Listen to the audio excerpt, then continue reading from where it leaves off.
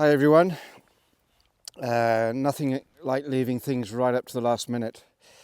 I know I promised many months ago to make a film about packing my kayak, and this is the penultimate day of my journey, so I thought I better make a film. So this is a hasty film about how I pack Ruendo, my kayak. You'll probably see me swiping my face a fair bit. The midges are around, which means that the wind has dropped, which is good. I hoped for a calmer day, but yeah, it's going to be a little bit midgy. So you can see all my kit here. What I've done is I've emptied the tent out. I've got dressed into my kayaking attire. So that's my routine. I have breakfast and coffee to kick off the day, and then just pack stuff away. And then what I'll do is I'll take it all down to the where I'm going to launch, and then pack the kayak down there. So I always leave the tent till last. If it's raining, what I'll do is I'll leave the tent and one bag until the last, and then take a bag down at a time and pack it into the kayak to minimize stuff lying outside and getting soaked by the rain. So thankfully it's not raining today, so I can work at a leisurely pace. Okay, so next thing is to get the tent down. Okay, so when I take the tent down, I do things in a specific routine, in a specific order, just because I'm like that really. So the first thing I do is I undo any guy lines, or unpeg any guy lines that need unpegging. Oh, these midges.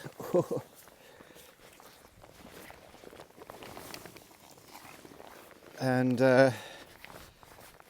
I tie the guys up in a very specific way so that when I get to camp at the end of the day, they don't take long to put out. Okay, so depending on which direction the wind is going, I unpeg the tent in a certain order. So not to worry today, there's no wind, so I'll just undo all the pegs from around the tent.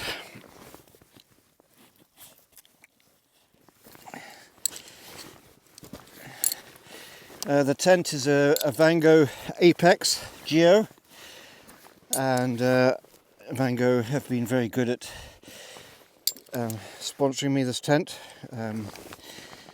This is, I think, my 5th tent of the whole journey, so I'm very, very fortunate that they've taken me on, and very, very thankful. So this all the pegs are out, so I can lift the tent up, and then all I do is just take the poles out of their sockets.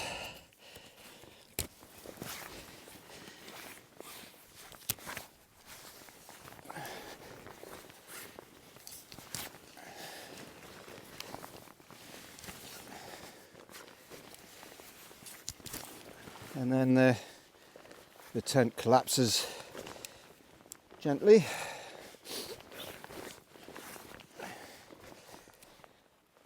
And then it's just a question of getting the poles out, which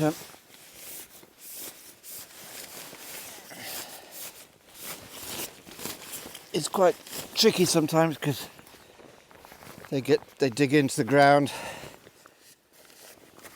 and particularly when the midges are ferocious. This is the part of the job that can be quite time consuming.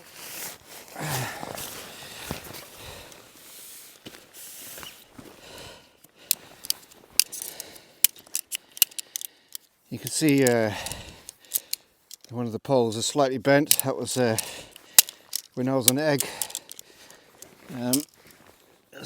Well, probably one of the strongest gales that I've camped in all year, and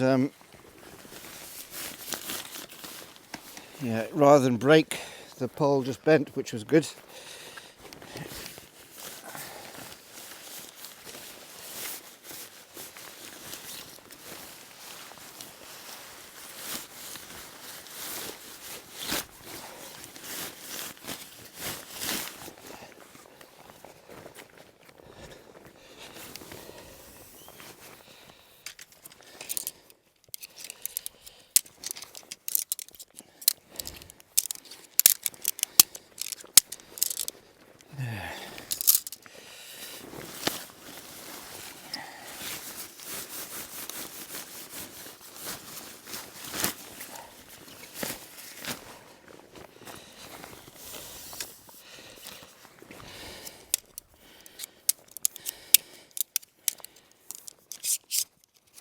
Oh, these midges. My goodness.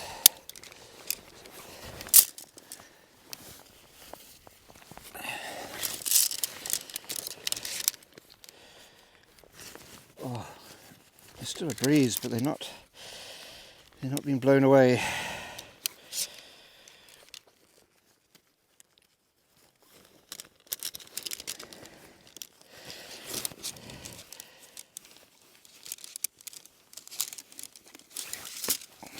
Yeah. Right, so the next thing to do is just fold the tent up. And there isn't an exact science with this.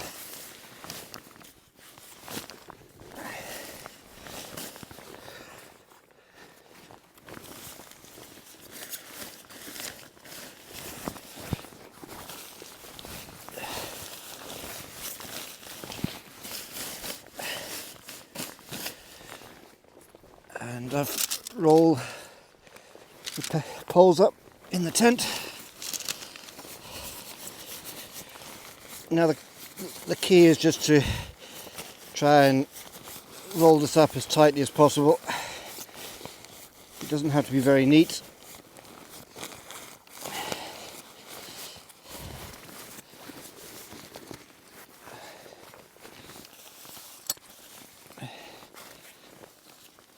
And then it goes in this lovely bag.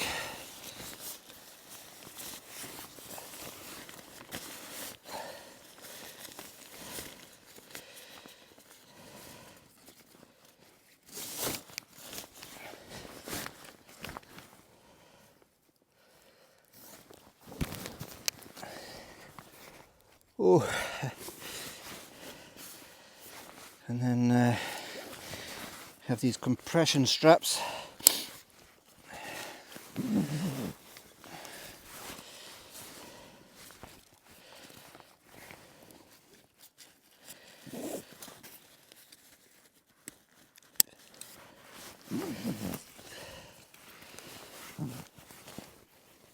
Oh.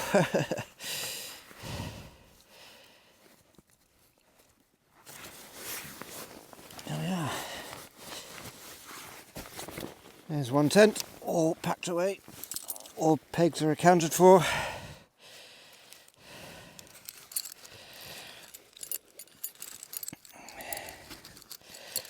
I have far more pegs than I need.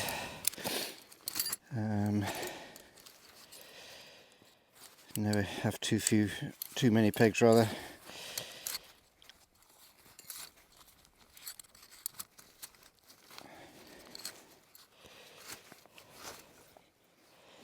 And those will pack separately in the boat. Just spread out my coffee grounds and just have a quick check around. Make sure there's no rubbish or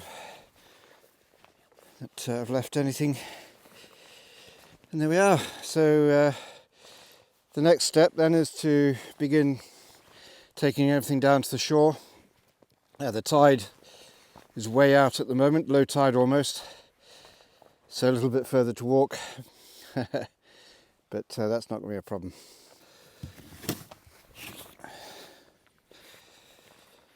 So the first thing I do is carry my kayak down,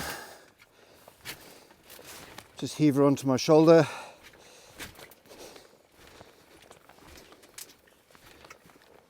She's well balanced and easy enough to carry like this.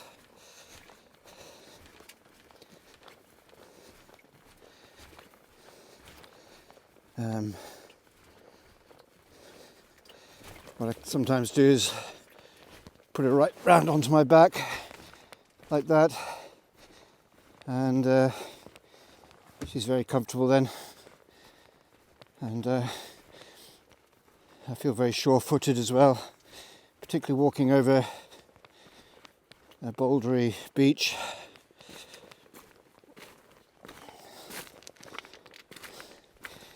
The place that I'm camped at is called Porthaun, Haunn, and as you can see, the beach has been cleared to create a slipway, so all the boulders have been moved out the way, and this has created a lovely place to land and launch. I've known about this spot for many years, so when I arrived yesterday and the sea was very rough, I was thankful that this was here. Otherwise it may have been a tricky landing elsewhere on an unforgiving beach. So the trick is, with the tides on its way in, which I think it will be, is to place the kayak slightly back from the sea. So by the time I finish packing, the sea will have moved up towards the kayak, hopefully not overtaking the kayak. It's not a problem, I just keep pulling the kayak back up.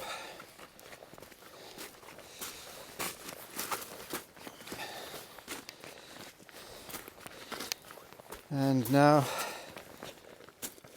to get all the bags.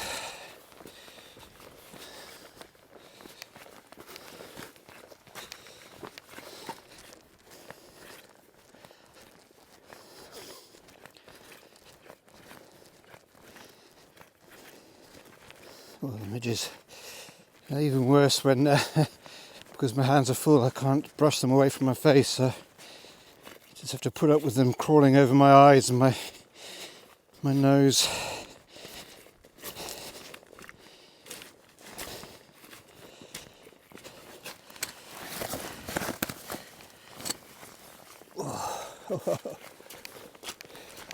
Because this is the end of the trip, this is my food bag here, the orange bag.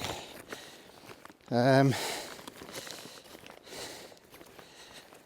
haven't got, I've hardly got any food, so it's not a true representation of what I'd be carrying normally.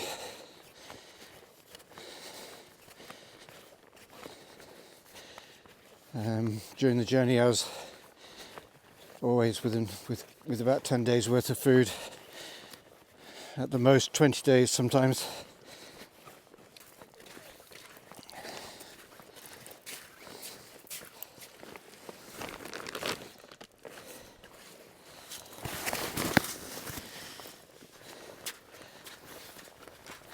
Seems like a palaver, taking everything up down to the beach.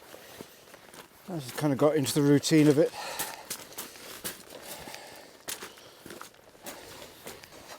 And then one last check. Make sure there's nothing left behind. And the only sign of me having been there is a flattened rectangle patch where my tent was.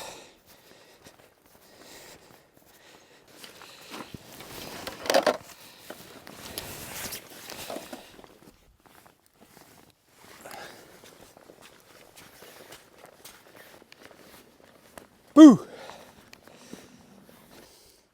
So what I've done is I've placed all my bags away from the kayak. I don't like to get my bags wet, and also if the tide's coming in, you know, it keeps them well away from that. And then I just get stuck in packing, which is what we'll do next. Right, so ready to pack. Just show you what I'm packing into. The kayak has 4 watertight compartments. I've got the bow compartment here. I have a deck compartment, and this is what we call the day compartment because it sits behind the kayak, and technically I could reach around and get stuff out of there, but I never use it for that. And then we have the stern compartment. There we are. And up as you can see, up the right at the very stern of the kayak, you see what we call a skeg box, and that's where the skeg fits. The skeg is a fin that drops down, and I use, if the wind is behind me or on my beam, stern beam, or on my quarter. So what I do is I pack in a certain order. I'm very fastidious about this, and I work from the bow to the stern, and we'll do that.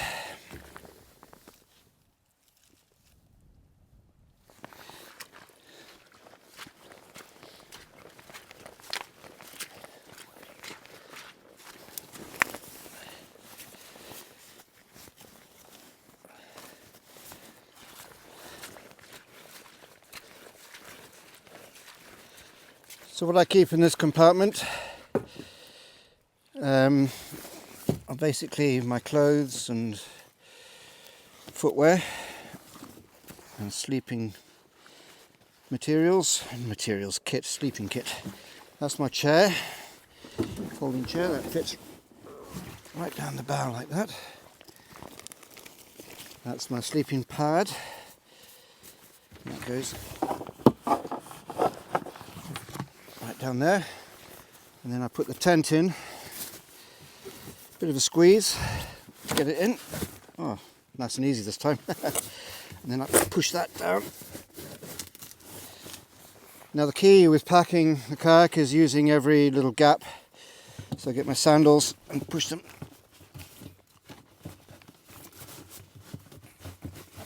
down the side of the tent there. The other sandal. Here we go. So that is a bag of spare clothes. These are the spare clothes that I don't unpack every day. They're just spare. So that fits right up against the bulkhead.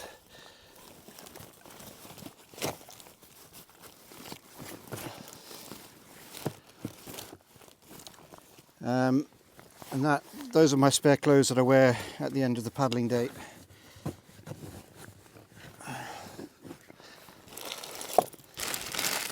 A spare plastic bag, always useful. A spare phone case. That's my old paddle leash, which needs repairing. And now my sleeping bag, that goes in, and this is my waterproof top, my Paramo jacket, and that goes in. Okay, these are some shells I picked off Egg.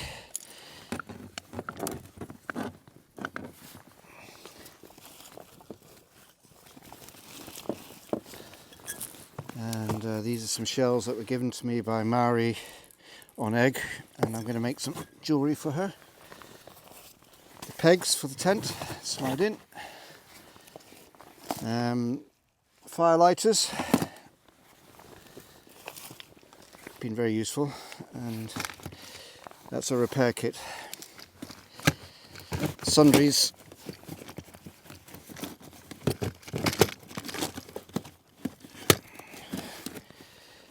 These boots are Vibo barefoot walking boots. Absolutely fantastic boots. If you're thinking of buying boots, Highly recommend them. Ethically made. And they replicate walking barefoot, which is great. And then the good old IKEA bag goes in. Now I leave this hatch open because there's another IKEA bag to go in there. Okey-doke. Right, the next compartment.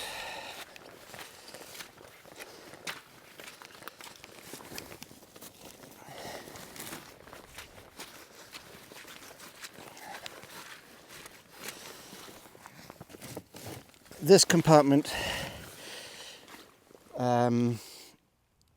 is probably the one that's most likely to stay dry. The hatch is the tightest, and barring being punctured, it'd be I'd be very unlucky to find any moisture in here at the end of a hard day.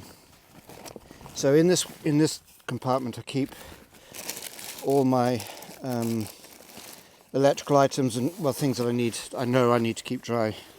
So that's a bag of notebooks, my journals, maps, and I have an almanac which I created of Scotland with all the tidal information, which I haven't really used, to be honest, on this trip.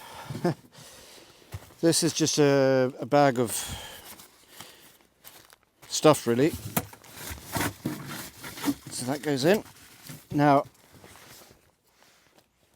these are I have 4 20,000 milliamp hour battery banks.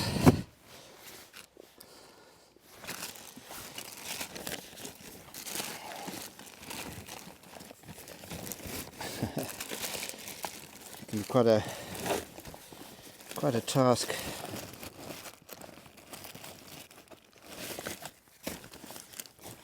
Finding everything in here.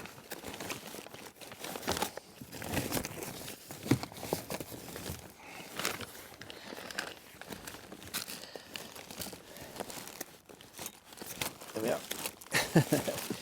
That's my iPad, which sadly I'd looked after it impeccably for the whole journey, and then 2 days ago I knelt on it and cracked the screen. Still works, but it's a pity. That's my solar panel, which I use to charge my items. Okie doke. Cables.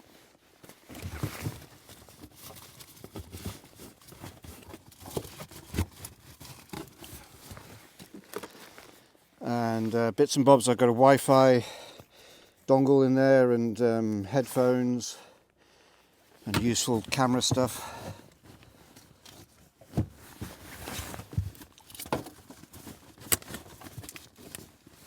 Okay. In there I've got batteries, AA batteries and AAA batteries. I use the batteries for my GPS and my head torch. Camera fittings for my action cameras. My medication, antidepressants, sleeping tablets which I take, and gout. If I'd suffer from gout from time to time, so anti-inflammatories, and then painkillers as well. So they go in. Cookware, that's just spoons. A spare cap, kindly given to me by a friend. More camera stuff.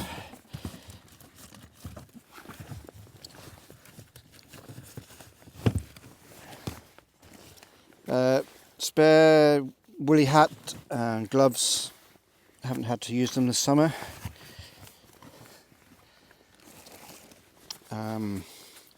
Otto the the otter, he stays in there.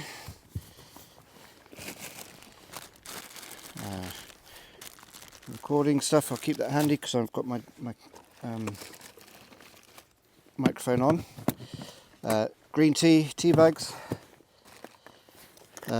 mug which I drink my tea from, and my fire lighting lighters and flint, lemon and ginger tea bags. In here I've got my wallet and pen knives, pens, card readers, things like that.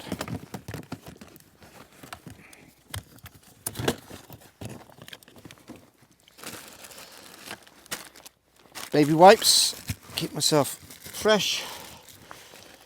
Coffee and my coffee mug, very, very particular about that. That is my first aid kit, believe it or not. So just bandages and plasters and things that are essential. You know, I don't carry a huge first aid kit. It's not like I'm responsible for other people's first aid. Tent repair stuff. A towel for when I have a shower. You'll notice that I'm squeezing things in. Toothpaste and shower gel. That's a lamp and my head torch. Some gaffer tape. That's a whiskey glass some friends gave me on the Black Isle. Allen keys. Spare plastic bags. Another recording device. Repair kit for tent again. What's that? Oh, that's some oils just for my skin. Batteries, keep those handy. Some fabric glue for repairs, and that's my filter for my coffee, and that's it.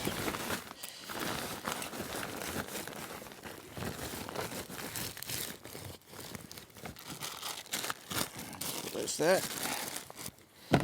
So that's that hatch, and I just close it down, make sure it's shut.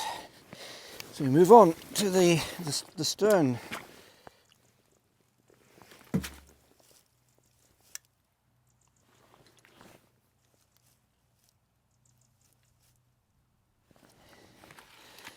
Right.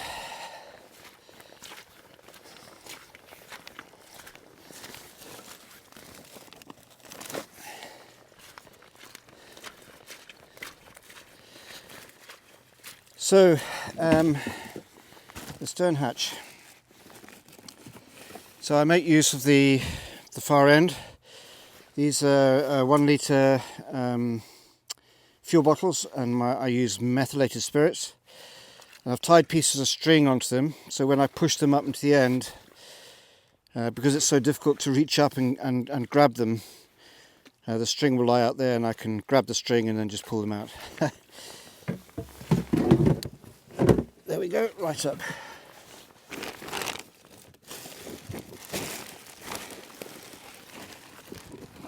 So I have 3 of these. This one's empty.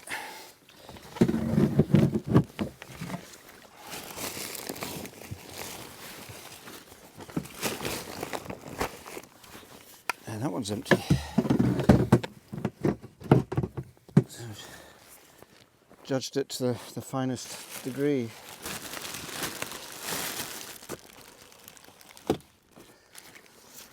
Right, these are camera odds and ends.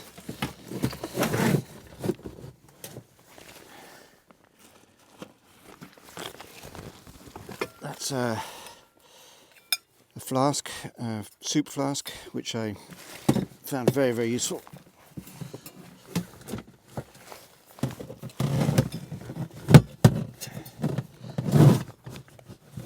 There we go.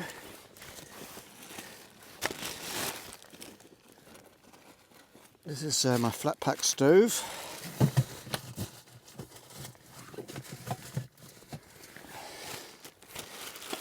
My pot and my burner in there. It's in a plastic bag because it gets very sooty, so it just keeps things clean.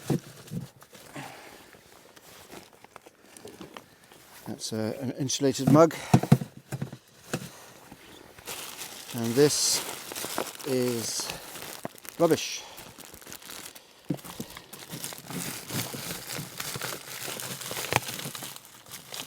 Which I'll sort out into recycling. Right, well, what's left of my food? A wee drappie of whiskey left.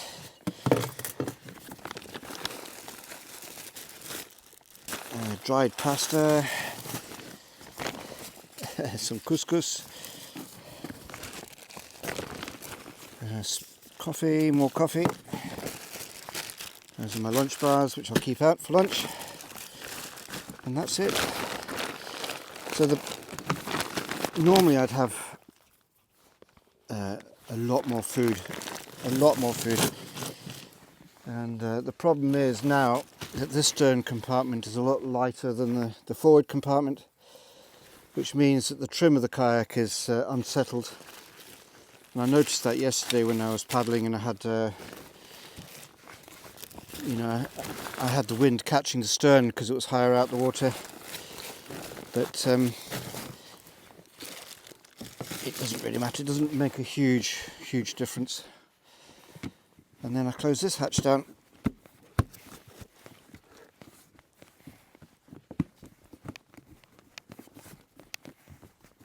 There we are.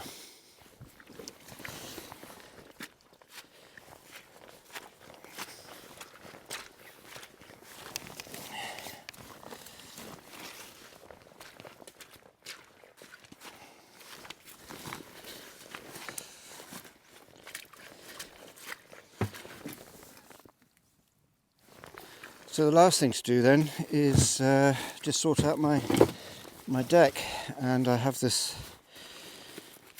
deck bag, an expedition deck bag, which fits underneath the deck elastics like this.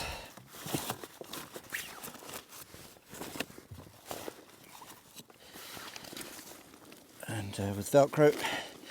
Now there was a plastic insert there, specially made for the deck bag, but when I was hit by the wave up at Duncansby Head, I lost it. So on the deck bag I've got a hand pump, so it pumps out water, and this is what's known as a paddle float. Inside there, it's like a child's armband, but it will fit on the blade of the paddle and acts as a float, and therefore provides stability. So in there I've got 2 action cameras. They go in.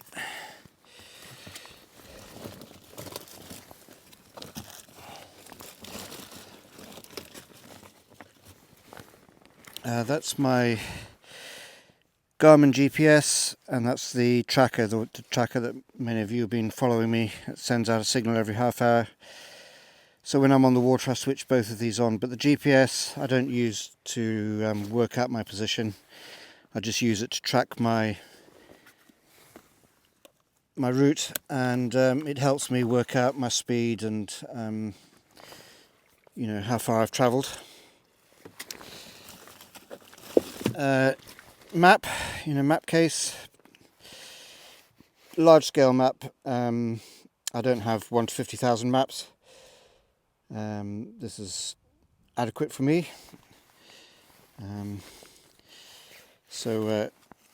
Yeah, that's going to get me back to Tobermory. Okay, chaps, we're here. And from here, we're going to here. And here, Ardmore Point. That's where we're going to be camping. Okay? Jolly good. So there we are. And that's the lens guard for the camera that's currently filming. This is a suction mount and a stand for the camera that's currently filming. I won't normally put through here. I have these at hand just in case, something catches my eye. This is my nice camera, and it's in a waterproof casing. Absolutely bomb-proof, really lovely. And that goes in there. Let's do my lunch bars. Now these are little cloths to wipe the lenses, and I'll put the compass on in a minute. And this is the last IKEA bag, and that goes into the forward hatch like that, and I can close the forward hatch down. Now the thing about closing the hatches is to make sure they clip over the rim, and then just tuck it in, tuck the edges in. Now sometimes when I've been in a hurry, I've not really paid attention, and just the slightest of gaps in a heavy sea, the water will find its way into the compartment. Not a huge amount, but enough to create a puddle. And then the last thing is my compass. That there is a compass recess. I don't like to have a fitted compass. They're prone to damage, and I like to be able to take my compass on and off. And I used to have my compass on my deck bag, but as so many things happened on this trip, my sort of systems evolved, and this is what I've ended up with, and it works very well because there's nothing metallic underneath there, so I know that the compass is true.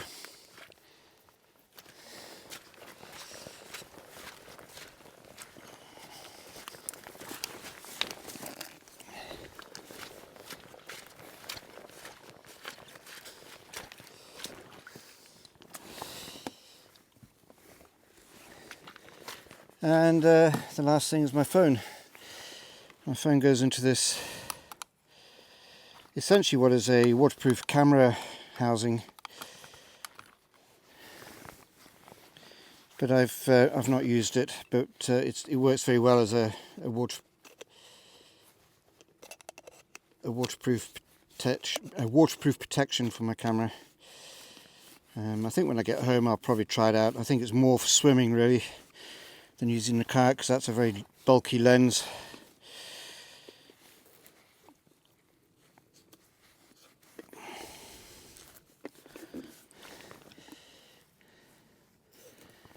And I can use through the plastic here, and through the covering, which I think is silicone.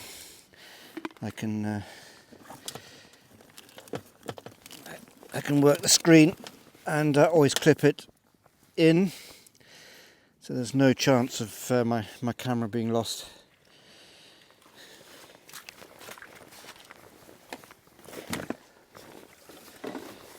So all that's left to do now is just get ready to launch. So I put my spare paddles on, my Aquabound whiskey paddles. These are fantastic. There we are, and they've gone on,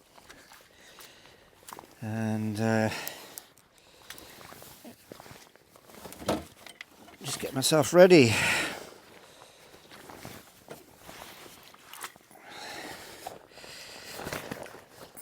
So the dry suit I'm wearing is a Palm Brora dry suit, made by Palm, and it's an expedition sea kayaking dry suit, or I suppose it could be used for other activities.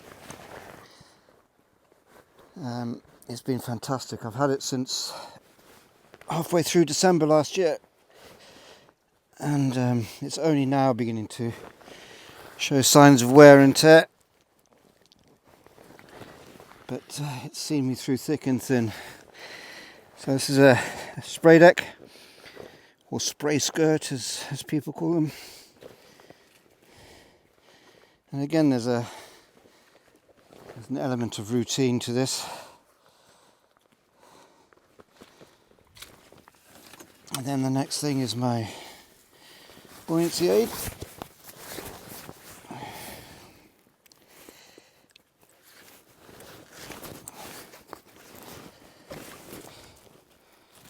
Just going to move my microphone.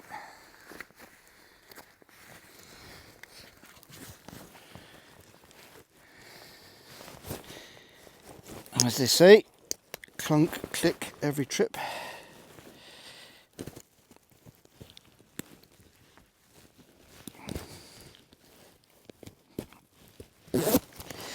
So that's nice and snug. Right. Because I'm filming, I'm not really in the groove, but here we are. So that's the cover for my deck, cockpit rather, and I put that down. And that's my fresh water, which normally I keep full, 10 litres. But again, because it's the end of the trip, and I know that the campsite I'm reaching tonight has a beautiful stream running right beside it, so I'm paddling empty. And then one of the most satisfying things of every day for me is putting these paddles together. They're so snug and such a satisfying click, and really lovely, very, very light. And I went for the large blades when I chose them, and just absolutely delighted with these. And what you can do is just alter the feather according to the conditions, but I have them set at 30 degrees right-handed, and I've not had any problems with tendinitis at all. So there we are. And then all that's left is to slide the boat into the water, which is quite nice really, because it's weedy. If it was rocky, sometimes I have to launch over rocks like up there, and that's particularly painful because I hate the scraping of the kayak as it scrapes over the rocks. But because she's so heavy, I can't lift her up and lift her over the rocks. So there we are. That's the packing.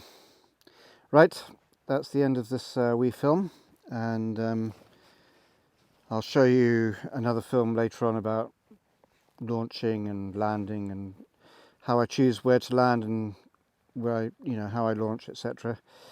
But that's another subject altogether. But this one was about packing the boat. Boogaloo. My last day, full day paddling.